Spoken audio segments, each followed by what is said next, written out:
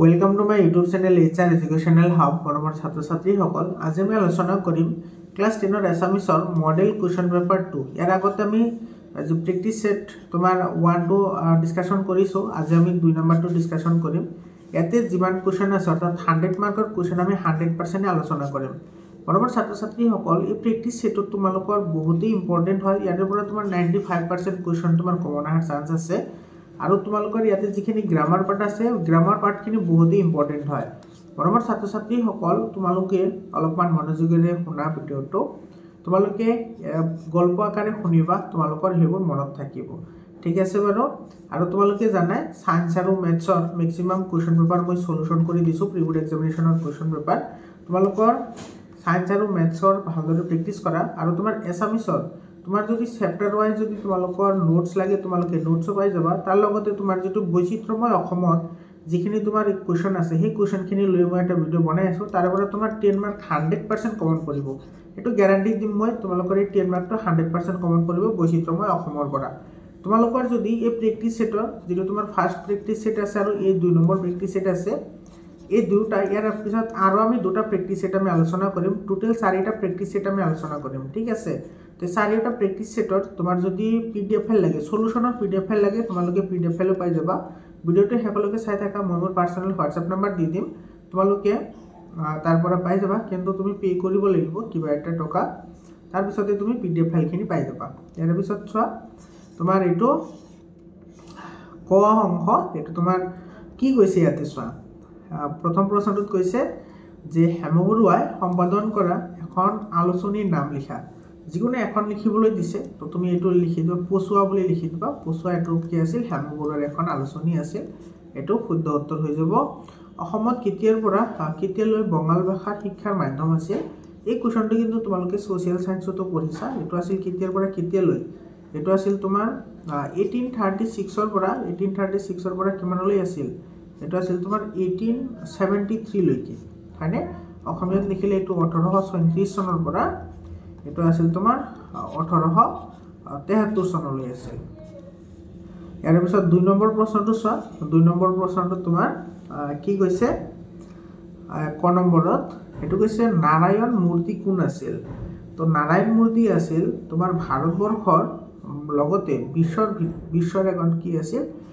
সফল উদ্যোগপতি আছিল তেও ইনফোসিস নামৰ যেটো কোম্পানী আছিল ইনফোসিস কোম্পানীৰ কি হয় স্বত্বাধিকাৰী হয় তো তুমি এইখিনি লিখি দিলে তোমাৰ এটো 2 মাৰ্কৰ কোৱেশ্চন হয় তুমি পাই যাবা সৰ্বপল্লী ৰাধাকৃষ্ণনে কলিয়া দমনৰ কি ব্যাখ্যা দিছে তো সৰ্বপল্লী ৰাধাকৃষ্ণনে যেটো তোমাৰ কলিয়া দমন আছে হেতু তোমাৰ ব্যাখ্যা দি কৈছিল যে ই আৰ্যই অনা আৰ্যক সংস্কৃত কৰাৰ প্ৰতীক ধৰ্মী এটা নৃত্য হেতু কৈছিল তোমাৰ সৰ্বপল্লী ৰাধাকৃষ্ণনে কলিয়া দমনৰ বিষয়ে কৈছিল গণবৰ্ত আছে অসমৰ পুৰণি সাহিত্য সমলবোৰ কি আছিল অসমৰ পুৰণি সাহিত্য সমলবোৰ আছিল তোমাৰ নিচুকনি গীত আছিল নাও খেলুৱা গীত আছিল বাৰমাহী গীত আইনাম বিয়ানাম বৰগীত বিহু গীত দেৱ ঈশ্বৰৰ গীত মন্ত্ৰ সাহিত্যৰ গীত আৰু আছিল ডাকৰ বচন এইকেইটা আছিল তোমাৰ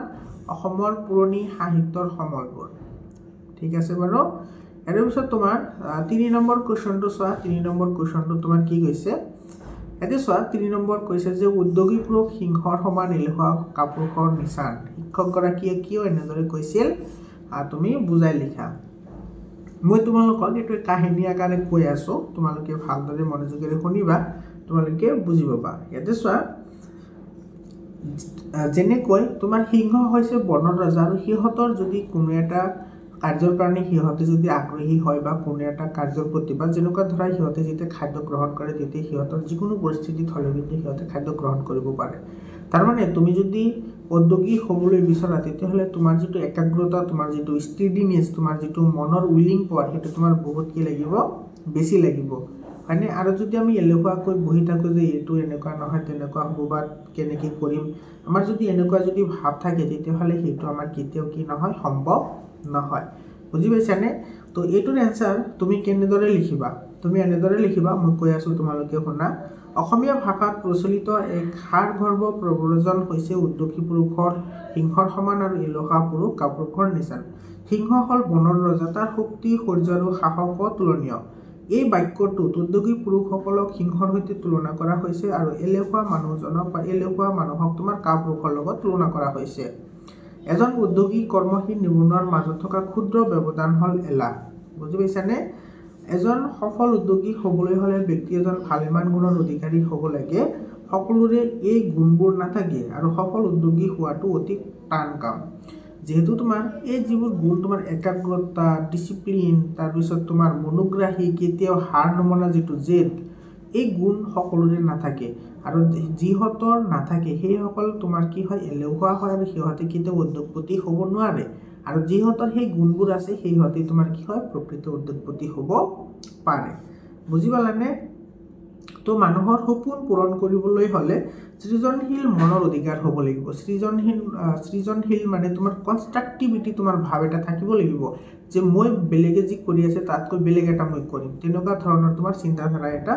থাকিব লাগিব আৰু পৰিৱেশ আৰু পৰিস্থিতিৰ সৈতে খাপ খাই আগবাঢ়ি যোৱাটো এটা উদ্যোগপতিৰ কি হয় প্ৰধান বৈশিষ্ট্য হয় মৰমৰ ছাত্ৰ-ছাত্ৰী সকল তো তুমি এইখিনি লিখিলে তোমাৰ এটো হৈ যাব তোমালোকে পিডিএফ ফাইলটো লৈ ল'ব পাৰা তোমালোকক মই পাৰ্সোনাল হোৱাটসএপ নাম্বাৰটো দি দিম তোমালোকে ভিডিওটো হেকলৈকে চাই থাকা নহলে তোমালোকৰ ভালদৰে শুনিলেও তোমালোকে কিন্তু ভালেখিনি উপকৃত হ'ব বুলি মোৰ বিশ্বাস আছে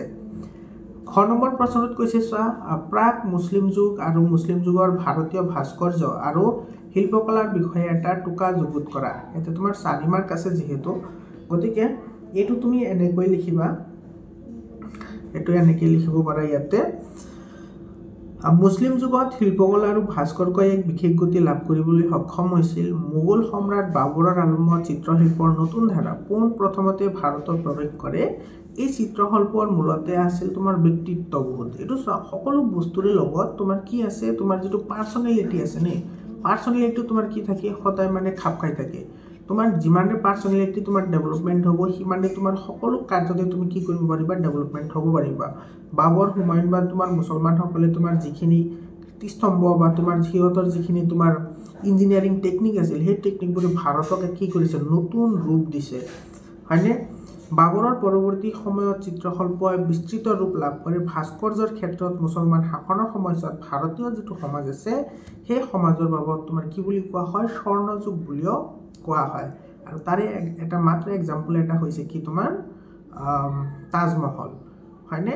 তাজমহলৰ উপৰি মোগল শাসনৰ সময়ত ভাস্কৰ্যৰ ক্ষেত্ৰখন জিলিকি উঠিছিল সম্প্ৰতি ভাৰতবৰ্ষত থকা মোগলৰ বিভিন্ন কীৰ্তিচিহ্নসমূহ ভাস্কৰ্য শিল্পৰ অন্যতম উদাহৰণ তো তুমি এইখিনি লিখিলে এটোৰ আনসাৰ হৈ যাব ইয়াৰ পিছত 4 নম্বৰ প্ৰশ্নটো তোমাৰ কি হৈছে এটা তোমাৰ কুৱলিয়ে প্ৰথমতে কালৈ মেইল কৰিছিল মানে কুৱলিয়ে সৰ্বপ্ৰথম কাক মেইল কৰিছিল তো সৰ্বপ্ৰথমটো কুৱলি তোমাৰ মেইল কৰিছিল তাইৰ যিজন বান্ধৱী আছে সেই বান্ধৱীলৈ মেইল কৰিছিল হয়নে আৰু বান্ধৱীজনৰ নাম কি আছিল শেৰণ বান্ধৱীৰ নাম আছিল শেৰণলৈ কি কৰিছিল তো মেইল কৰিছিল ডক্টৰ জয়শ্ৰী গোস্বামী মহন্তই মুখ্য সম্পাদক হিচাপে কাৰ্যনিৰ্বাহ কৰা এখন বাতৰি কাকতৰ নাম লিখা এটো তোমাৰ এদিনৰ সংবাদ এখন বাতৰি কাকতৰ নাম আছিল তো হেতুৰ লগত তোমাৰ কোন আছিল ডক্টৰ জয়শ্ৰী গোস্বামীয়ে কাম কৰিছিল এদিনৰ সংবাদ ইয়াৰ পিছত চোৱা এটো তোমাৰ 5 নম্বৰ কোৱেশ্চনটো কি কৈছে আমাৰ বৰ ভুল হল স্যাৰ ভাইদেউহতে নিশ্চয় আমাক বিচাৰি আছে কোনে কিয় ভুল কৰি অনুসূচিত হৈছিল মৰমৰ ছাত্ৰ-ছাত্ৰী সকল এই যেটো তোমাৰ কোৱেশ্চন আছে না এই কোৱেশ্চনটো মই ইমান ভাল জানানে তোমালোকে জানাই মই সায়েন্স আৰু ম্যাথটোহে বেছিকৈ পঢ়াও কিন্তু এছামিজ পঢ়ি মই বহুত ভাল পাওঁ সেই কাৰণে তোমালোকৰ লগত এইখিনি মই শেয়াৰ কৰি আছো এতে তোমাৰ যেতিয়া কাজিৰঙালৈ ফুৰিবলৈ গৈছিল না আফতাবৰ লগত সৌৰভ আছিল হয়নে সিহঁতে তোমাৰ নাও চাই আৰু ধৈৰ্য ধৰিব নোৱাৰিলে মানে অকল হৈ গল যে নাওত উঠিব তো নাওত উঠি সিহঁতে তোমাৰ মেটেকাৰ ভিতৰত সোমাই গৈছিল আৰু তেতিয়াই তোমাৰ কি কৰিছিল সৌৰভে কথাটো কৈছিল যে আমাৰ বহুত ডাঙৰ ভুল হৈ গল আমি নাওত উঠিব নালাগিছিল আৰু তোমাৰ নাওটো তোমাৰ এটা খুঁটাৰ লগত বান্ধা আছিল কিন্তু তোমাৰ আফতাবে কি কৰিছিল নাওটো এৰি দিছিল এৰি দিয়াৰ লগে লগে তোমাৰ নাওটো মেটেকাৰ ভিতৰত সোমাই পৰিছিল তোমালোকে যদি এই গল্পটো পঢ়িছা তেতিয়াহলে বহুত ইন্টাৰেস্টিং হয় অন্তৰস্পৰ্শী হয় এইবোৰ পঢ়িলে তোমাৰ গুজবাম্পছ হ'ব তুমি যদি ভালদৰে পঢ়িব পাৰা আৰু অসমৰ যিটো অসমীয়া ভাষা আছে নাই সেইটো তোমাৰ ইমানেই অন্তৰস্পৰ্শী ভাষা হয় বা অসমৰ যিসকল তোমাৰ কবি সাহিত্যিক আছে বহুতে অন্তৰস্পৰ্শী হয় তোমালোকে ভালদৰে অলপমান চাবাচোন অলপমান চল মেথি যাবে বহুতে ভাল লাগে হয়নে তো তোমাৰ এইটোৰ যে এনসাৰ আছে সেই এনসাৰটো তুমি বেছি লংকৈ নিলিখিলে হ'ব যেহেতু তোমাৰ 2 মাৰ্কস আছে তো এইটোৰ এনসাৰ তুমি কেনেকৈ লিখিবা এইটো চোৱা এনেকৈ লিখিবা কাজিৰঙাৰ ভ্ৰমণলৈ যাওঁতে পল আৰু আফতাব আৰু সৌৰভতে যেতিয়া তোমাৰ মাৰাত্মক ভুল এটা কৰিলে মাৰাত্মক ভুল কেনেকৈ কৰিলে সিহঁতে তোমাৰ কি কৰিছিল অৰণ্যৰ মাজত তোমাৰ বা বিলৰ মাজত তোমাৰ বান্ধি থোৱা নাও এখন আছিল আৰু সেই নাওখনত চৰি সিহঁতে মানে অলপমান ধেমালি কৰিব বিচাৰিছিল যাৰ কিন্তু সেই তোমাৰ সেই ধেমালিৰ ফলটো কৰিবলৈ গৈ সিহঁতৰ নাওখন তোমাৰ মেটেকাৰ ভিতৰত মানে সোমাই পৰিছিল আৰু সেইটো তাৰ পৰা ওলাই আনিব পৰা নাছিল সেইকাৰণে সিহঁতে তোমাৰ কি কৰিছিল এনেকৈ কৈছিল বুজি পাইছানে ইয়াৰ পিছত তোমাৰ 6 নম্বৰ কোৱেশ্চনটো ইয়াতে চোৱা ইণ্টাৰনেটত কিতামিটা গল্পটোৰ নামকৰণৰ সাৰ্থকতা বিচাৰ কৰা বা জীৱনৰ সাফল্য আৰু উন্নতিৰ মূল মন্ত্ৰ হ'ল প্ৰচণ্ড ইচ্ছা শক্তি আৰু দৃঢ়তা এইটো অৰুণিমা সিনহা নামৰ চেপ্টাৰৰ পৰা কোৱেশ্চনটো দিছে আৰু অৰুণিমা সিনহাৰ জীৱনৰ আধাৰত কথাষাৰ বুজাই লিখা এইটো চোৱা তোমাৰ এই যিটো কোৱেশ্চন আছে নে তোমাৰ অৰুণিমা সিনহাক তোমাৰ যুৱৰাজ সিঙে কেনেকৈ তোমাৰ মানে সফলতাৰ বাট দেখুৱাইছিল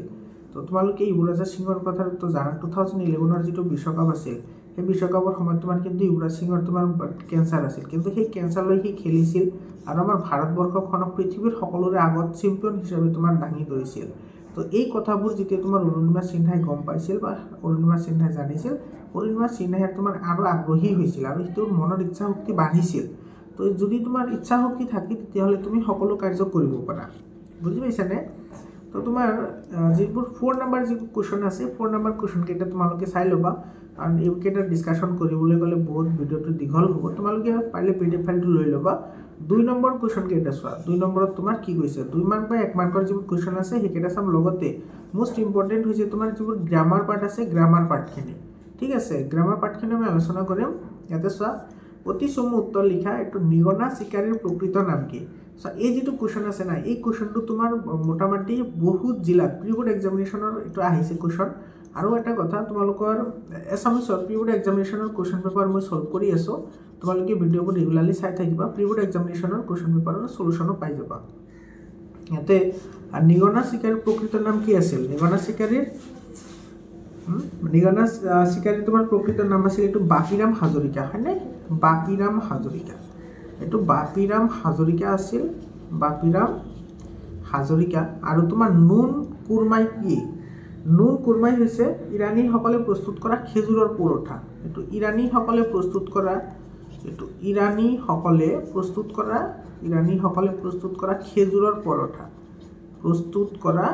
খেজুৰৰ পৰঠা হয় এটো খেজুৰৰ পৰঠা আমাৰ এতে যেন আলু পৰঠা আছে তাতে তোমাৰ খেজুৰৰ পৰঠা আছে ঠিক আছে ইয়াৰ পিছত তোমাৰ এটো চা 2 নম্বৰ প্ৰশ্নটো চা 8 নম্বৰ কোৱেশ্চনটো এই যাত্ৰাৰ পৰা পোৱা তিনিটা প্ৰধান শিক্ষা হ'ল কোনোবাই ক'ব পাৰিবনে কাজিৰঙাৰ যাত্ৰাৰ পিছত ছাত্ৰ-ছাত্ৰী সকলে কি শিক্ষা লাভ কৰা বুলি শিক্ষকৰ আগত কৈছিল যিকোনো দুটা উল্লেখ কৰা যিকোনো আমাৰ দুটা উল্লেখ কৰিব দিছে হয়নে তো তুমি 1 নম্বৰত লিখিবা যে নিজে কৰিব পৰা কামসমূহ নিজে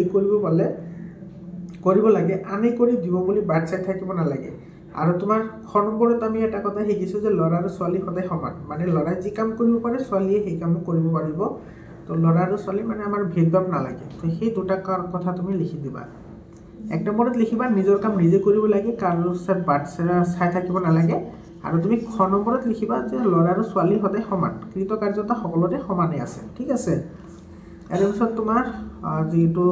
9 নম্বৰ কোৱেশ্চন আছে প্ৰকৃতি কোনবোৰ সুন্দৰ নিয়মে পাহিক আকৃষ্ট কৰে পাঠ্যক্ৰমত লিখা ইৰানৰ ভূতত্ত্ববিদৰ বিষয়ে লিখা এখিনি তোমালোকে সলিউশনটো টিপ লৈ ল'বা পাই যাবা তাতে এটা তোমাৰ 10 নম্বৰ কোৱেশ্চনটো চোৱা 10 নম্বৰ কোৱেশ্চনটো তোমাৰ কি কৈছে এটো অতি চমু উত্তৰ লিখা বৰগীতবোৰ কি ভাষাত লিখা এটো তো সকলোৱে জানা তোমালোকে এটো ব্ৰজাৱলী ভাষাত লিখা বৰগীতসমূহ সদায় ব্ৰজাৱলী ভাষাত লিখা হয় আৰু আজান ফকীৰৰ প্ৰকৃত নাম কি এই যিবোৰ কোৱেশ্চন আছে না তোমাৰ ম্যাক্সিমাম কোৱেশ্চন তোমাৰ কি হয় প্ৰিবোৰ্ড এক্সামিনেশনত আহা কোৱেশ্চন হয় প্ৰিবোৰ্ড এক্সামিনেশনৰ কোৱেশ্চন পেপাৰ মই অলৰেডি দুটা সলিউশন কৰিছো আৰু সলিউশন কৰি আছো তোমালোকে ৰেগুলাৰলি এছামিছৰ সলিউশন পাই থাকিবা তোমালোকে চেনেলটো সাবস্ক্ৰাইব কৰা ঠিক আছে আজান ফকীৰৰ প্ৰকৃত নাম কি আছিল শাহ মিৰাণ হয়নে শাহ মিলান বা কিছুমানে তোমাৰ শাহ মিৰাণ বুলিও আছে শাহ মিলান বা শাহ মিৰাণ তুমি যেটো লিখা দুটা শুদ্ধ হ'ব ঠিক আছে ইয়াৰ পিছৰ প্ৰশ্নটো চোৱা পিছৰ প্ৰশ্নটো তোমাৰ কি কৈছে বৰগীতৰ দুটা লক্ষণ লিখা তো এইবোৰ বহুত ইম্পৰ্টেণ্ট কুৱেশ্যন হয় এইবোৰ বৰগীতৰ লক্ষণ জিকিৰ জাৰি সুৰৰ সৈতে সাদৃশ্য থকা অসমৰ যিকোনো দুবিধ লোকগীতৰ নাম লিখা এইবোৰ বহুতেই ইম্পৰ্টেণ্ট হয় এইবোৰ কুৱেশ্যন ঠিক আছে তো বৰগীতৰ দুটা লক্ষণ তুমি একমাত্ৰ ইয়াতেতো লিখিলাই এইটোৰ এনচাৰ এইটোৰ এটা পইণ্ট হ'ব বৰগীত কি ভাষাত ৰচিত ব্ৰজাৱলী ভাষাত ৰচিত এইটো বৰগীতৰ এটা লক্ষণ হয় মানে তোমাৰ বৰগীতসমূহ ব্ৰজাৱলী ভাষাত ৰচিত তোমাৰ দুটা লিখিবলৈ দিছে এক নম্বৰটো হৈ গ'ল বৰগীতসমূহ ব্ৰজাৱলী ভাষাত লিখিত আৰু দুই নম্বৰত লিখা বৰগীতসমূহ সদায় প্ৰশস্তিমূলক হয় প্ৰশস্তিমূলক মানে ভগৱানৰ আৰাধনা বা তোমাৰ কৃষ্ণৰ পৰাক্ৰমী যিবোৰ চৰিত্ৰ আছে সেইবোৰৰ ওপৰত তোমাৰ কি হয় লিখিত তোমাৰ একোটা কবিতা হয় তো তুমি এইখিনি লিখিলে হৈ যাব ঠিক আছে ইয়াৰ পিছত তোমাৰ খ নম্বৰ কুৱেশ্যনটো চোৱা বা তুমি বৰগীতৰ লক্ষণ তুমি আৰু লিখিব পাৰা প্ৰতি যি তোমাৰ আছে বৈশিষ্ট্য তোমালোকৰ বুকত ধুনীয়াকৈ দিয়া আছে খ নম্বৰটো চোৱা জিকিৰ জাৰিৰ সুৰৰ সৈতে সদৃশ্য থকা অসমৰ যিকোনো দুবিধ লোকগীতৰ নাম লিখা অসমৰ লোকগীতৰ নাম লিখিবলৈ দিছে ফাইনাল যেনেকুৱা তোমাৰ এটা আছে টোকাৰী গীত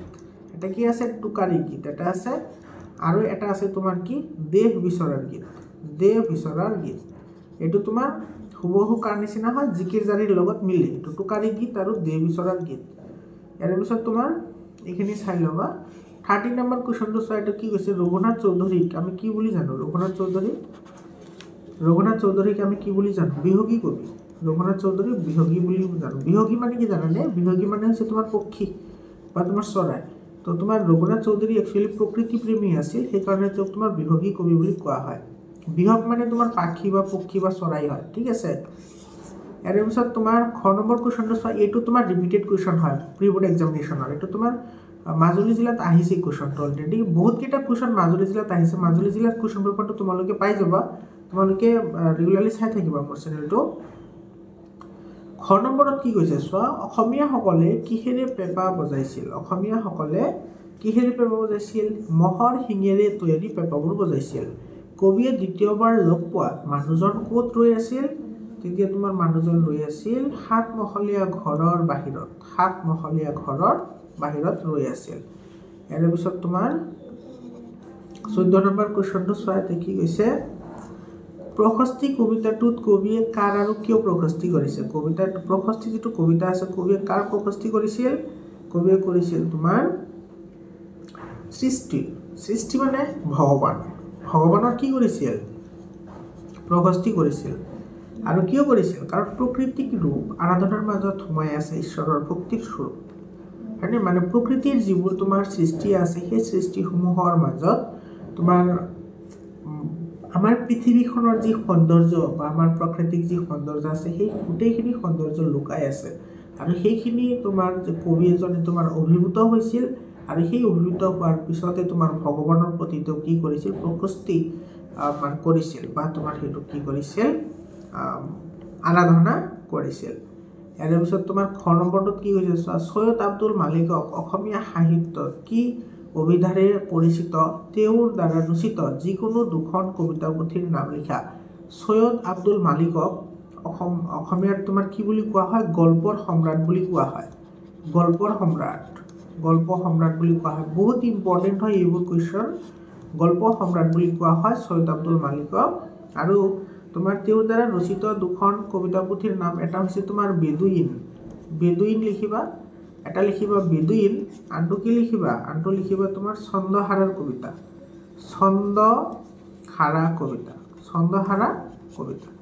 এই দুটা লিখিলে হৈ যাব ঠিক আছে ইয়াৰ পিছত এইটো তোমাৰ দ্বিতীয়বাৰ লগ পোৱাত মানুহজনে কবিক কি কৈছিল এইটো তোমাৰ কি কৈছিল সেইটো সুধিছে ঠিক আছে তো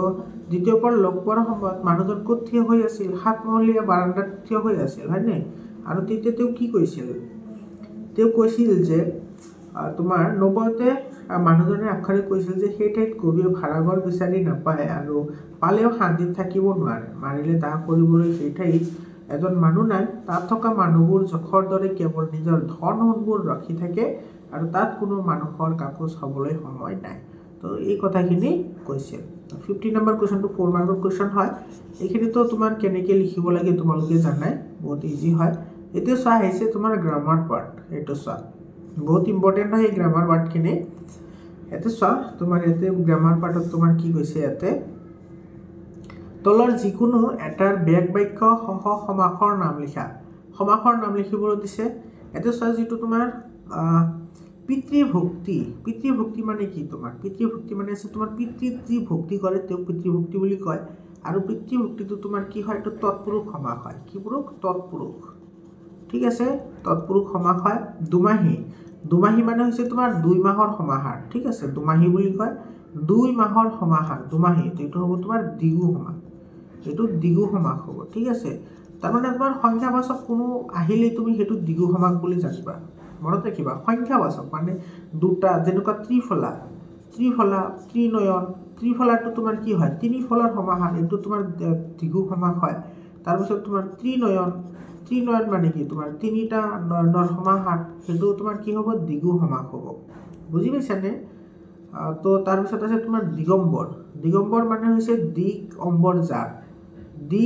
যাৰ মানে এইটো তোমাৰ ভগৱানক বুজাইছে দিক অম্বৰ ভগৱানক বুজাইছে তো এইটো কি হ'ব দিক অম্বৰ যাৰ এইটো হ'ব তোমাৰ বহুব্ৰীহি সমাস এইটো কি হ'ব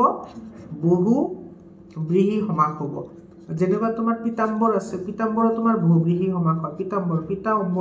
পিতা আছে অম্বৰত যাৰ পিতাম্বৰ তাৰ পিছত তোমাৰ আছে পানিনি আছে হয়নে পানীত আছে অংক যাৰ পানিনি বুলি কয় এইটো ভগৱানকে বুজায় সেইটো তোমাৰ কি হ'ব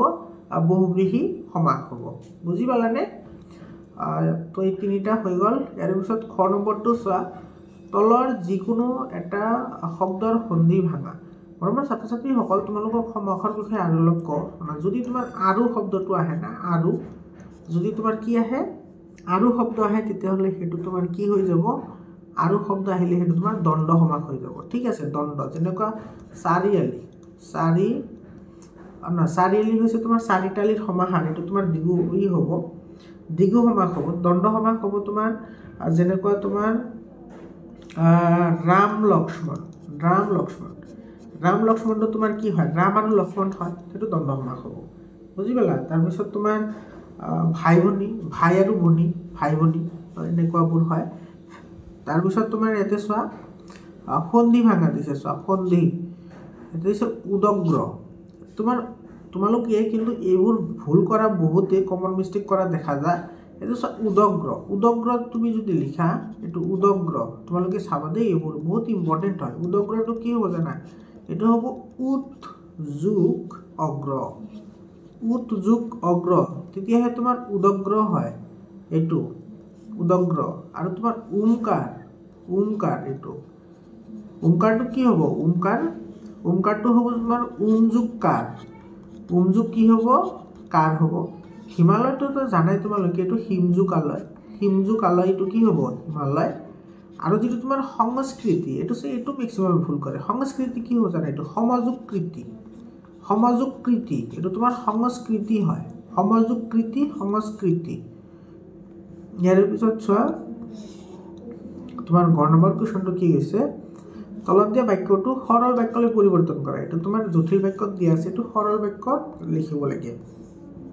যাৰ মন ক্ষুদ্ৰ তেওঁ ধনী হ'লেও ভিক্ষাৰীৰ নিচিনা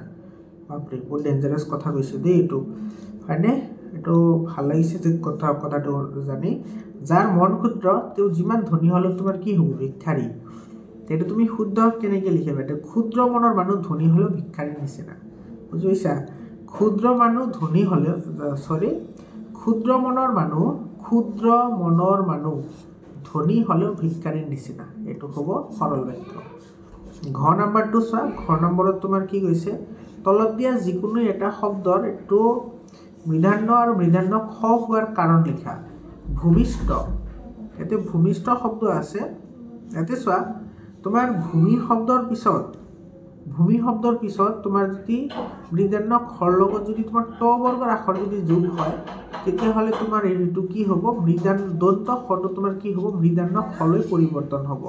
এইটো লিখিবা ইয়াৰ পিছত চোৱা তো এইটো মনত ৰাখিবা ইয়াৰ পিছত তোমাৰ খৰ এইটো চোৱা বৰষুণত তোমাৰ এইটো দন্তনটো মৃধান্য কিয় হ'ল হয়নে সেইটো তুমি লিখিব লাগে এতিয়া চোৱা তোমাৰ ৰি বৰ্গ যদি থাকে হয়নে তোমাৰ একেটা শব্দৰ ভিতৰত ৰি আৰু মৃধান্য খ এইটো তোমাৰ যদি ৰি থাকে বা তোমাৰ মৃধান্য যদি খ থাকে তাৰ পিছত তোমাৰ কেতিয়াও এইটো মৃধান ন নহয়, দন্তন ন নহয়, এইটো সদায় তোমাৰ দন্তন নটো কি হ'ব, মৃধান ন হ'ব। এইটো মনত ৰাখিবা। ৰি মানে এটা শব্দতে যদি তোমাৰ ৰি থাকে অৰ্থাৎ ৰ থাকে, ৰকাৰ বা ৰ বৰ্গ থাকে, আৰু তোমাৰ যদি মৃধান্য খ থাকে, তাৰ পিছত যদি তোমাৰ এইটো যিটো তোমাৰ ই আখৰ আহিব, সেইটো যদি তোমাৰ কি থাকে, দন্তন থাকে, সেইটো কেতিয়াও দন্তন নহয়, এইটো সদায় তোমাৰ কি হ'ব, মৃধান ন হ'ব। বুজি পাইছানে? আৰু তোমাৰ চাক্ষুষ, এইটো তোমাৰ যিটো চাক্ষুষ শব্দ আছে, সেইটো তোমাৰ কি হ'ব, এইটো তোমাৰ যদি প্ৰত্যয় যোগ হয়, এইটো চাক্ষুষ প্ৰত্যয় যোগ হ'লে, এইটো চাক্ষুষ প্ৰত্যয় যোগ হ'লে সদায় তোমাৰ যিটো দন্ত খ আছে, সেইটো তোমাৰ কি হ'ব, মৃধান্য খলৈ কি হ'ব, পৰিৱৰ্তন হ'ব। এইটো দন্ত খ, এইটো মৃধান্য খলৈ পৰিৱৰ্তন হয়। এইকেইটা তুমি মনত ৰাখিবা। ইয়াৰ পিছত তোমাৰ 15 নম্বৰটো চোৱা, এতিয়া কি কৈছে, যথাস্থানত জ্যোতি চিহ্ন বহু, আৰু এইবোৰ তোমাৰ কিন্তু কি হয়, তোমাৰ 100% কমন হয়। ঠিক আছে, 1 মাৰ্কত তোমাৰ এনেকুৱা এটা কুৱেশ্যন আহিব, 100% কমন মানে এই বাক্যটো নাহিলেও কিন্তু বেলেগ বাক্য এটা আহিবই। তোমাৰ যিকেইটা গ্ৰামাৰ পাৰ্ট আছে এটা 100% কমন পৰিব, এজ ইট ইজ। বুজি পাইছা? কিন্তু চেণ্টেঞ্চ পেটাৰ্ণবোৰ ঠিক মানে ঠিক একে থাকিব, তোমাৰ কেৱল এইবোৰ চেণ্টেঞ্চ তোমাৰ বেলেগ বেলেগ দিব পাৰে, কিন্তু আহিবই এনেকুৱা কুৱেশ্যন। গতিকে তোমালোকে এইবোৰ প্ৰেক্টিচ কৰিবই লাগিব। শিক্ষকে ক'লে, তোমালোকে ইয়াৰ পৰা গুচি যোৱা। শিক্ষকে ক'লে, হয় নে? তো এইটো তোমাৰ নেৰেশ্যনত তোমালোকে যেনেকৈ লিখা ইংৰাজীত, ক'লে এইটো কমা আহিব, ইয়াতে তোমাৰ ঊৰ্ধ্বকমা আহিব, ইয়াতে দাঁড়ি আহিব, আৰু পিছত তোমাৰ কি আহিব, এইটো কমাটো কমপ্লিট হৈ যাব। এইটো তোমালোকে কিন্তু এটা ভুল কৰা দেখা যায়, এইটো দাঁড়িৰ পিছত কিন্তু নিদিওঁ, এইটো দিব লাগিব। ঠিক আছে, কিছুমানে তোমাৰ এনেকৈ দিয়ে তোমাৰ পিছত দাঁড়ি দিয়ে, এইটো তোমাৰ একেবাৰে ইনকাৰেক্ট হয়, কাটি দিব এইটো এনেকৈ লিখিলে। তোমাৰ দাঁড়িটো আগত দিব লাগিব, দাঁড়ি আগত আহিব, তাৰপিছতে তোমাৰ কমা আহিব। ঠিক আছে, ঊৰ্ধ্বকমা, তাৰপিছত ইয়াতে আহিব কমা। এইটো হৈ গ'ল। 6 নম্বৰ চোৱা, তলৰ যিকোনো এটাৰ অৰ্থ প্ৰকাশ হোৱাকৈ বাক্য ৰচনা কৰা। এইটো দুধৰ পচলা মানে এলেহুৱা, দুধৰ পচলা মানে এলেহুৱা। এতিয়া তুমিতো পাৰিবা বাক্য ৰচনা কৰিবলৈ। এলেহুৱা মানুহে জীৱনত উন্নতি কৰিব নোৱাৰে, হৈ গ'ল এইটো। এলেহুৱা মানুহে জীৱনত উন্নতি কৰিব নোৱাৰে, বা এলেহুৱা মানুহে উদ্যোগী হ'ব নোৱাৰে। এইটো লিখি দিবা, হৈ যাব। আকাশত চাং পতা, আকাশত চাং পতা মানে তোমাৰ অবিশ্বাস্য কথা, অলৌকিক কথা। আকাশত চাং পতা মানে অলৌকিক কথা, যেনেকুৱা তোমাৰ আম গছত কঁঠাল ধৰাটো আকাশত চাং পতাৰ নিচিনা কথা। ঠিক আছে, আৰু তোমাৰ আলাসৰ লাড়ু, আলাসৰ লাড়ু মানে কি, তোমাৰ বহুতে তোমাৰ কি হয়, আলাসৰ লাড়ু মানে বহুতে মৰমীয়াল হয়, বহুত মৰমীয়াল মানে ভবাতকৈ বেছি মৰমীয়াল হয়। আলাসৰ লাড়ু মানে অতি মৰমৰ, আলাসৰ লাড়ু। তো তোমাৰ আজিকালি ল'ৰা ছোৱালীক মা দেউতাকে আলাসৰ লাড়ু বনায়, তোমালোকে বাকীখিনি নিজে লিখিবা। ঠিক আছে, মই আৰু নকলোঁ এইখিনি, কাৰণ ক'লে তোমালোকেও বেয়া পাবা। আলাসৰ লাড়ু তোমালোকেও হয়, তোমালোকৰ মা দেউতাৰ কাৰণে, সেইকাৰণে মা দেউতাক তোমালোকে কি কৰা, সেইটো তোমালোকে নিজেই জানা। তো বাক্য এটা লিখি দিবা তোমালোকে ইয়াতে। দ্বিতীয় 6 নম্বৰটো চোৱা, এইটো তলৰ যিকোনো এটা শব্দৰ বিপৰীতাৰ্থী শব্দ লিখি, এইটো তোমাৰ এণ্টনিমছ লিখিবলৈ দিছে, বিপৰীত শব্দ লিখিব দিছে। চোৱা, অতিবৃষ্টি কি হ'ব, অনাবৃষ্টি। অতিবৃষ্টিটো অনাবৃষ্টি হ'ব, অতিবৃষ্টি মানে বহুত বৃষ্টি হোৱা, অনাবৃষ্টি মানে বৃষ্টি নোহোৱা। বিশ্বাসঘাতকতা মানে এইটো তোমাৰ কি হ'ব, বিশ্বাসঘাতকতাটো বিশ্বাস হ'ব। আৰু পৰিশ্ৰমী মানে এলেহুৱা। বিপৰীত শব্দ লিখিবলৈ দিছে না, পৰিশ্ৰমীটো কি লিখিবা, এলেহুৱা লিখিবা। পৰিশ্ৰমী, এলেহুৱা, বিশ্বাসঘাতক, এইটো বিশ্বাসী, আৰু তোমাৰ অতিবৃষ্টি, অনাবৃষ্টি, এইখিনি লিখিলে হৈ যাব। ইয়াৰ পিছত এটা শব্দত প্ৰকাশ কৰা। চোৱা, এটা শব্দত প্ৰকাশ কৰা। আনৰ ভাল দেখিব নোৱাৰা লোক, যিসকলে তোমাৰ আনৰ ভাল দেখিব নোৱাৰে, সেইবোৰক আমি কি বুলি কওঁ, চকু চৰহা। সেইবোৰক আমি চকু চৰহা মানুহ, সেইসকল চকু চৰহা। আৰু যিয়ে আনৰ উপকাৰ কৰে, সেইবোৰক আমি কি বুলি কওঁ, পৰোপকাৰী। সেইবোৰক আমি পৰোপকাৰী বুলি কওঁ। যিয়ে লিখা পঢ়া জানে, তেওঁক আমি কি বুলি কওঁ, সাক্ষৰ। সেইবোৰক আমি সাক্ষৰ বুলি কওঁ।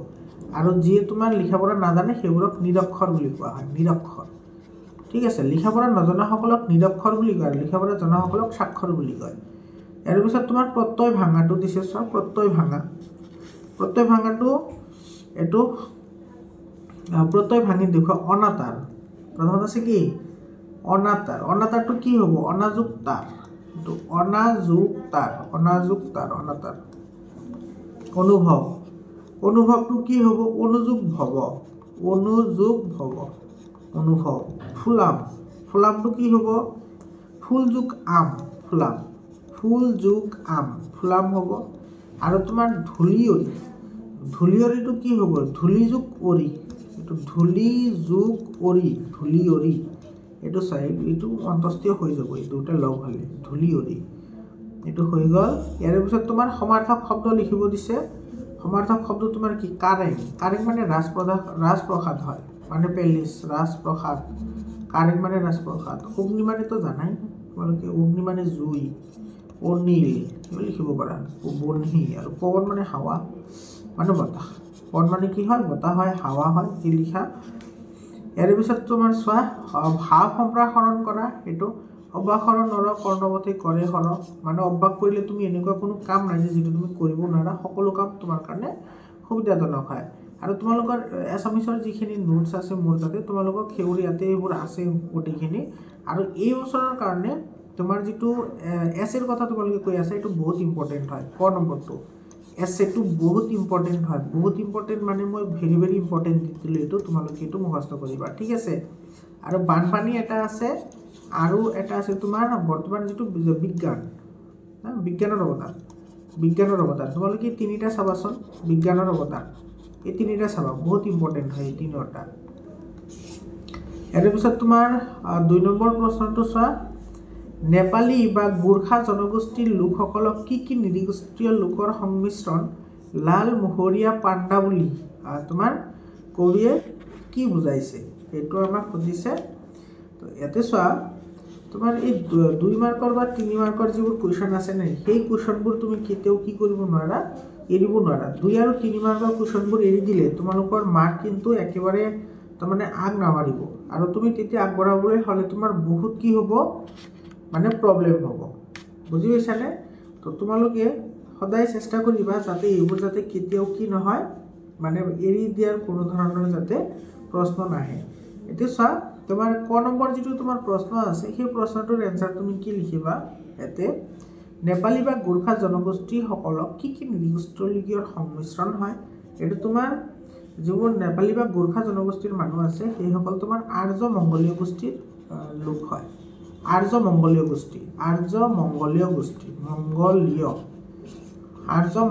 গোষ্ঠীৰ কি হয় লোক হয় বা সংমিশ্ৰিত লোক আৰ্য লোক হয় ইয়াৰ পিছত খ নম্বৰটো চোৱা খ নম্বৰটো তোমাৰ কি কৈছে মিচিংসকল আচ্ছা ইয়াতে তোমাৰ আৰু আছে না লাল মোহৰীয়া পাণ্ডা বুলি কবিয়ে কি বুজাইছে লাল মোহৰীয়া পাণ্ডা তো এইটো মানে তুমি এইখিনিৰ এনসাৰ তুমি কেনেকৈ লিখিবা লাল মোহৰীয়া পাণ্ডা মই কৈ আছোঁ তোমালোকে শুনা কামাখ্যা মন্দিৰৰ নিৰ্মাতা বা প্ৰাগজ্যোতিষপুৰৰ ৰজা নৰকে বৰ্তমান নেপালৰ সোণচৰি জিলাৰ বৰা ক্ষেত্ৰত জন্মগ্ৰহণ কৰিছিল আৰু কামাখ্যা মন্দিৰত পূজা কৰাবলৈ নেপালৰ পূজাৰী আছিল আৰু পিছত তেওঁলোকে কামাখ্যা মন্দিৰত লাল মোহাৰী পাণ্ডা হিচাপে জনাজাত হৈ পৰিছিল বুজি পাইছানে তো এইখিনিৰ এনসাৰ হ'ব খ নম্বৰটো চোৱা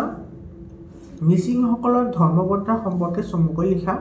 আলি আই লৃগাং কিয় আৰু কেতিয়া পতা হৈছিল মিচিংসকলৰ ধৰ্মপন্থা অৰ্থাৎ তোমাৰ মিচিংসকলে কেনেদৰে ধৰ্মসমূহ পালন কৰে আৰু আলি আই লৃগাং কিয় আৰু কেতিয়া পতা হৈছিল সেই বিষয়ে তোমাক লিখিব দিছে এইটোৰ এনসাৰ তুমি কেনেকৈ লিখিবা এইটোৰ এনসাৰ লিখিবা মিচিংসকলে মহাপুৰুষীয় শৈৱশাক্ত তান্ত্ৰিক আৰু বিশেষকৈ কেৱলীয়া বা ৰাতি সেৱা ধৰ্মপন্থা অৱলম্বন কৰা দেখা যায় যদিও ধৰ্ম হিচাপে দৈপল মিচিংসকলৰ মূল ধৰ্ম দৈপল এনেকুৱা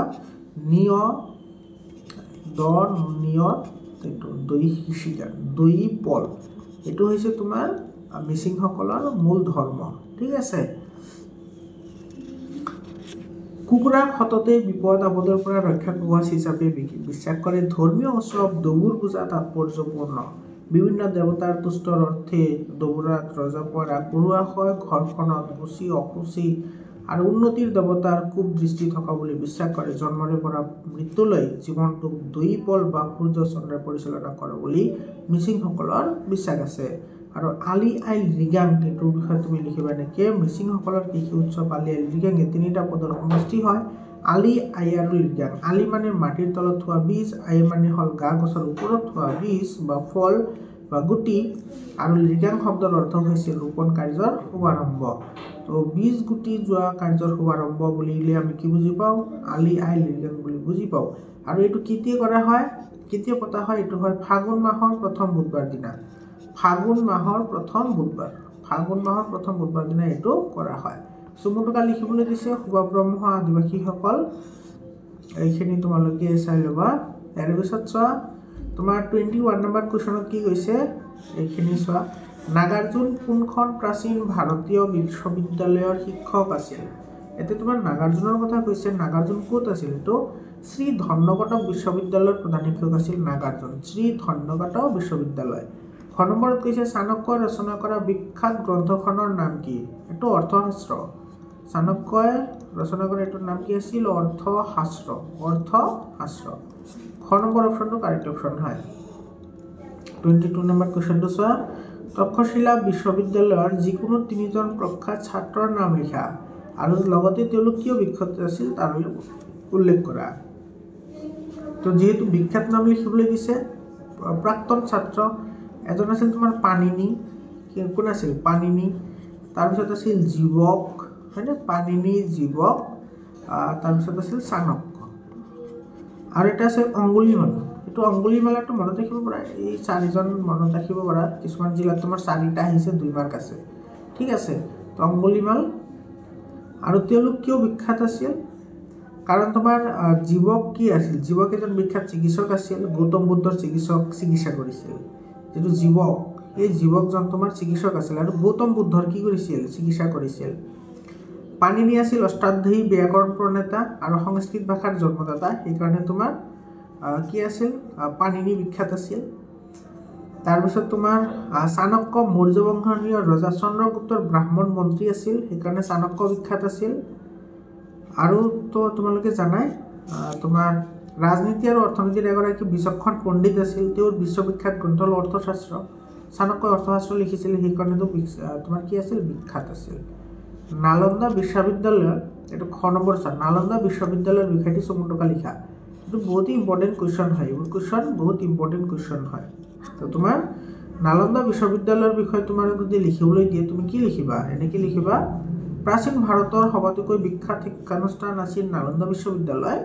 ইয়াত 10,000 ছাত্ৰ অধ্যয়ন কৰিছিল পাঠ্যক্ৰমৰ অন্তৰ্ভুক্ত বিষয়বোৰ আছিল চিকিৎসাশাস্ত্ৰ ব্যাকৰণ অংকশাস্ত্ৰ তৰ্কশাস্ত্ৰ দৰ্শন আধ্যাত্মিক আদি এই বিশ্ববিদ্যালয়ত ৰত্নদধি নামৰ এটা বিশাল আৰু মূল্যৱান পুথিভঁৰাল আছিল এইটো মনত ৰাখিবা যেটো তোমাৰ ৰত্নদধি এইটো তোমাৰ পুথিভঁৰাল অৰ্থাৎ লাইব্ৰেৰীৰ নাম আছিল তক্ষশিলা বিশ্ববিদ্যালয়ৰ লাইব্ৰেৰীৰ নাম হৈছে ৰত্নদধি এইটো কিন্তু বহুত জিলাত আহিছে কোৱেশ্যনটো অলৰেডি এই কোৱেশ্যনটো এখানে লিখাৰ পিছত তুমি লিখিবা যে শিলভদ্ৰ নামেৰে এজন উদাসীন পণ্ডিতে বিশ্ববিদ্যালয়ৰ বিখ্যাত অধ্যক্ষ আছিল নালন্দাত অধ্যয়ন কৰিবলৈ দেশ বিদেশৰ অসংখ্য ছাত্ৰক ভিৰ কৰিছিল বিখ্যাত চীনা পৰিব্ৰাজক ইউৱান চাং অৰ্থাৎ হিউৱেন চাঙে শিক্ষানুষ্ঠানতে অধ্যয়ন কৰিছিল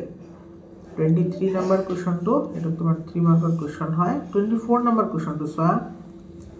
মুখ্য মানে কি মুখ্য এতে মুখ্য মানে যেটো অৰ্থ বুজাইছে মুখ্য মানে হৈছে তোমাৰ সংসাৰৰ বান্ধনৰ পৰা এৰি চলোৱা মানে মুখ্য পোৱা সংসাৰৰ বান্ধন মানে সংসাৰৰ যেটো মায়া মমতা আছে হেতু মুখ্য বুলি কয় সংসাৰৰ মায়া মমতা কৃষ্ণৰ পঞ্চম অৱতাৰ কোনটো কৃষ্ণৰ পঞ্চম অৱতাৰ আছিল বামন হয়নে কৃষ্ণৰ পঞ্চম অৱতাৰ হৈছে বামন আৰু দেৱহূতি কোন হয় দেৱহূতি হৈছে তোমাৰ স্বয়ম্ভু মুনিৰ কন্যা তো স্বয়ম্ভু মুনিৰ কন্যা আছিল স্বয়ম্ভু মুনিৰ কন্যা কোন আছিল